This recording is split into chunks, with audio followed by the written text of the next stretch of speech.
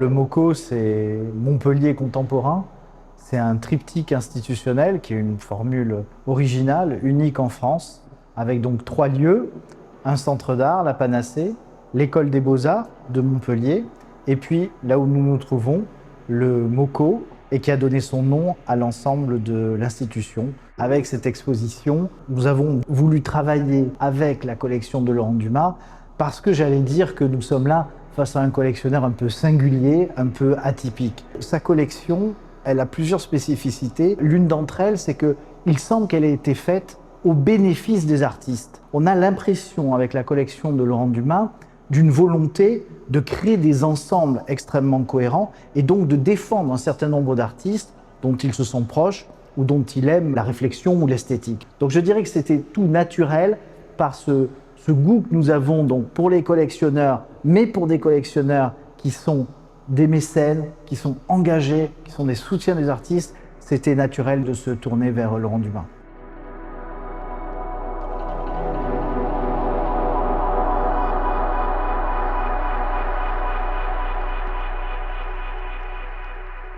Laurent Dumas est un collectionneur singulier parce que c'est un collectionneur qui fonctionne d'abord à partir de son intuition. Ce qui veut dire que, par exemple, il y a dans la collection des artistes très reconnus et des artistes très jeunes qu'il a simplement aimés de façon directe. Et puis, en mettant en place Prix et Révélation Emerige, il a pendant beaucoup d'années permis à des artistes émergents de pouvoir travailler grâce au prix et de pouvoir être montrés, d'être lancé grâce à cela. L'exposition Parade, c'est une exposition qui est née de nos discussions depuis très longtemps. J'ai été beaucoup dans le jury des bourses Révélation et Emerige. On voit l'un et l'autre, Laurent Dumas et moi, comment on fonctionne, avec des choix qui sont des choix parfois radicalement opposés, mais qui ne ternissent pas du tout notre amitié. Ça nous permet de nous dire qu'on se trompe complètement sur un certain nombre de sujets ou d'aspects. Et quand la proposition est arrivée de faire une exposition sur sa collection, mon idée, c'était effectivement de faire des choix à l'intérieur de cette collection, de ne pas vouloir en montrer l'intégralité, même pas d'une certaine façon de la résumer, mais de fonctionner sur le même principe qui a présidé à la collection, c'est-à-dire un principe de choix individuel, intuitif, tout en étant fidèle à l'esprit de la collection, de montrer aussi bien des artistes très connus que des artistes peu connus, de se concentrer sur la scène française parce que c'est l'identité de la collection. Il y a à peu près 80 œuvres, alors que dans la collection, il y en a à peu près 1500. Donc j'ai à la fois regardé toute la collection, parfois avec des vraies surprises, et puis fait des choix à l'intérieur.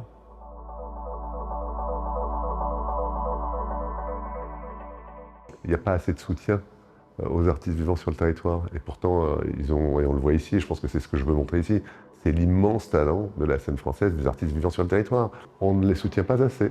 Juste regarder avec bienveillance ce qui se passe autour de moi. Et ce qui se passe autour de moi, c'est une immense créativité, c'est une immense qualité, c'est une immense richesse, c'est une immense source d'inspiration. Et donc je voudrais participer à ma petite échelle au rayonnement de cette scène française.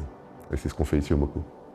Je pense que pour bien connaître le travail d'un artiste, il faut se pencher sur son travail sur plusieurs années. On dit souvent la meilleure période de tel artiste, c'est à tel moment. Moi, je considère qu'il y a beaucoup de bonnes périodes. Dans ma subjectivité, en tous les cas, il y a des artistes que j'aime particulièrement. J'ai voulu compléter par différents moments de leur existence parce que c'est aussi le reflet de ce qu'ils sont à ce moment-là.